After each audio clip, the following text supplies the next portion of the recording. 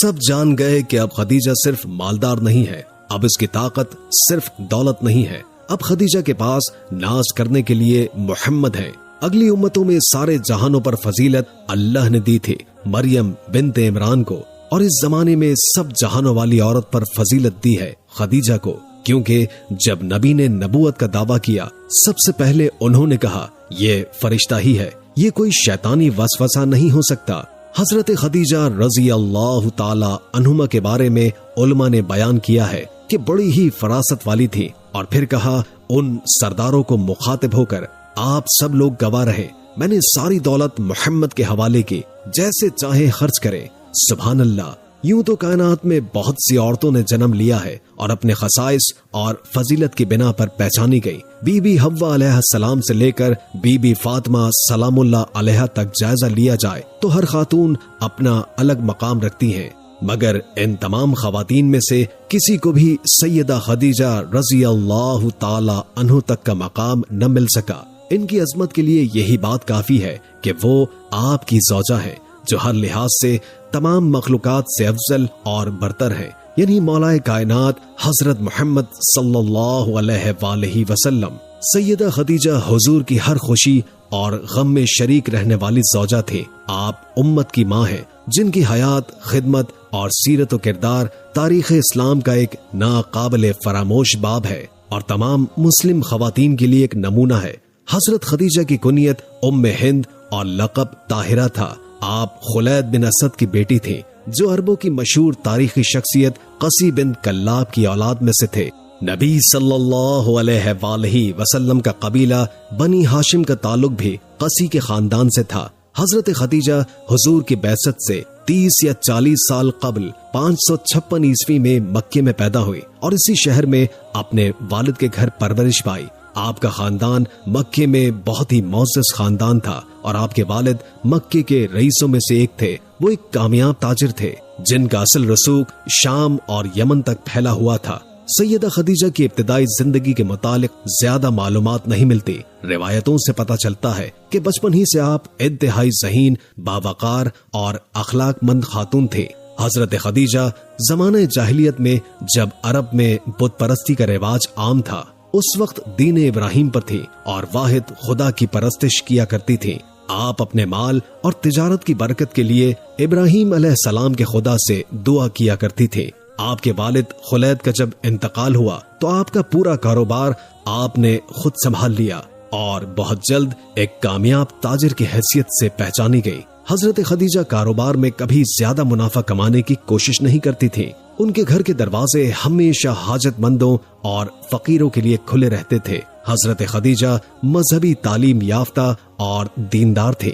کہتے ہیں کہ حضرت خدیجہ کے کمال دولت اور ثروت اور شخصیت سے متاثر ہو کر بڑے بڑے قبائلی رشتہ بھیجتے تھے، جن میں عتبہ بن ربیعہ، ابو جہل اور ابو سفیان شامل تھے، لیکن حضرت خدیجہ نے سب کی پیشکش کو مسترد کر دیا۔ روایت ہے کہ حضرت خدیجہ عام طور پر رات کی تاریکی میں اپنی سہیلیوں کے ہمراہ کعبہ شریف کا طواف کرنے کے لیے جایا کرتی تھی۔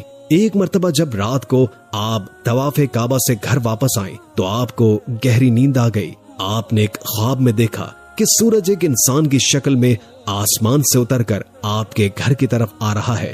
جب سورج ان کے گھر میں آیا تو وہاں سے تمام دنیا میں نور پھیل گیا اور لوگ اس سورج کو دیکھنے کے لیے حضرت خدیجہ کے گھر کی طرف آنے لگے۔ سیدہ خدیجہ تعجب اور حیرت کے عالم میں نیند سے بیدار ہوئی۔ یہ خواب کوئی معمولی خواب نہیں تھا۔ اگلی صبح جب انہوں نے اپنے بھائی ورقہ کو یہ خواب سنایا تو ورقہ مسکرانے لگے اور کہا، مبارک ہو، اگر تمہارا خواب سچا ہوا تو نور نبوت تمہارے گھر آئے گا اور تمہارے گھر کا نور تمام عالم کو منور کر دے گا۔ اس کے بعد جو بھی شخص حضرت خدیجہ کے لیے رشتے کی پیشکش کرتا، ان کے سامنے وہ نورانی سورج مجسم ہوتا جسے انہوں نے خواب میں دیکھا تھا، اور جب اس شخص کی شکل و صورت خواب میں آنے والی شکل سے شباہت نہ رکھتی تو آپ اس رشتے سے انکار کر دیتے۔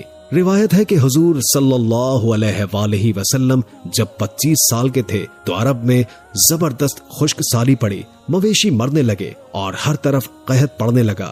لہٰذا ابو طالب جو نبی صلی اللہ علیہ وآلہ وسلم کے چچا تھے، انہوں نے حضور کو حضرت خدیجہ کے پاس جانے کا مشورہ دیا اور کہا، اے بھتیجے، خدیجہ ہماری رشتہ دار ہے اور کافی دولت مند ہے، آپ خدیجہ کے پاس جائیے اور کچھ رقم ان سے قرض لے لیجئے اور ان پیسوں سے شام جا کر تجارت کیجئے، شاید آپ کو کچھ نفع مل جائے۔ ان دنوں حضرت محمد صلی اللہ علیہ وآلہ وسلم کی سچائی، صداقت اور ایمانداری کا چرچا عام تھا اور مکے کے لوگ آپ کو امین کہا کرتے تھے، لہٰذا حضرت خدیجہ بھی حضور پاک کی صداقت اور ایمانداری کے متعلق پہلے سے ہی مطلع ہو چکی تھی۔ چنانچہ حضور سیدہ خدیجہ سے کچھ سرمایہ اور کچھ تجارتی مال لے کر تجارت کے لیے شام روانہ ہوئے۔ اس سفر میں حضرت خدیجہ نے حضور کے ساتھ اپنا ایک غلام جس کا نام میسرہ تھا ساتھ روانہ کر دیا۔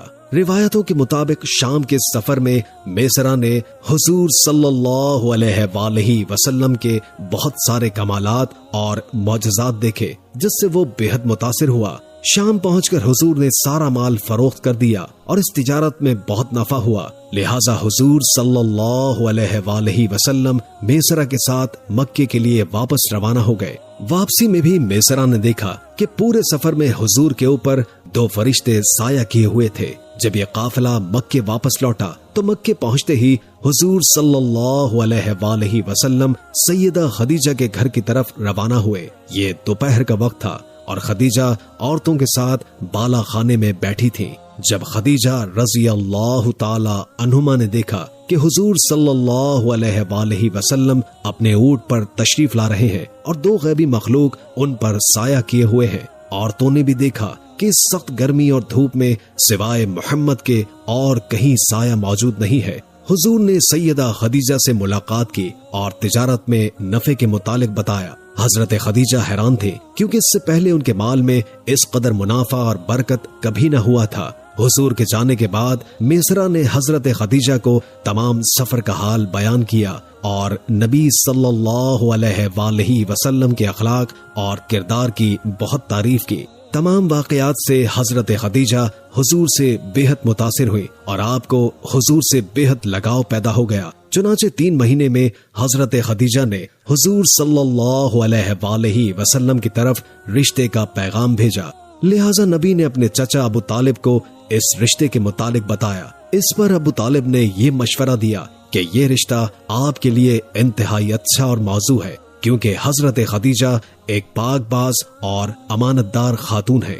ہاشم کے تمام معزز بزرگ ایک جگہ جمع ہوئے اور نکاح کے شرائط اور تاریخ طے پائے۔ مقررہ تاریخ کو ابو طالب، کچھ بزرگ اور نبی صلی اللہ علیہ وآلہ وسلم کے دوسرے چچا حضرت خدیجہ کے گھر تشریف لے گئے۔ چنانچہ ابو طالب نے خطبہ نکاح پڑھایا۔ نکاح کے بعد جب مہمان اٹھ کر اپنے گھر کی طرف جانے لگے تو سیدہ خدیجہ حضور سے مخاطب ہوئی اور فرمایا، اپنے گھر کی طرف آئیے کہ میرا گھر آپ کا گھر ہے اور میں آپ کی کنیز ہوں۔ حضرت خدیجہ نے اپنے چچا زاد ورقہ بن نوفل سے کہا کہ اعلان کر دیں کہ جو کچھ حضرت خدیجہ کی ملکیت ہے، تمام مال، غلام اور کنیز، سب کچھ محمد صلی اللہ علیہ وآلہ وسلم کو پیش کر رہی ہیں کہ جس طرح چاہیں استعمال کریں۔ اس کے بعد جناب ابو طالب نے اہل مکہ کے لیے ایک بڑے ولیمے کا اہتمام کیا جو 3 دنوں تک جاری رہا۔ صحرائے بدو اور عمرہ شرف آباد حضرت خدیجہ کے ساتھ ابو طالب کے یہاں قیام پذیر رہے اور پھر حضرت خدیجہ کے گھر منتقل ہو گئے۔ یہ وہی گھر تھا جسے حضرت خدیجہ نے نبی کریم صلی اللہ علیہ وآلہ وسلم کو ہدیہ کیا تھا۔ تاریخ کے بڑے بڑے امور انجام پائے اور نور اسلام اسی گھر سے تمام دنیا میں پھیلا۔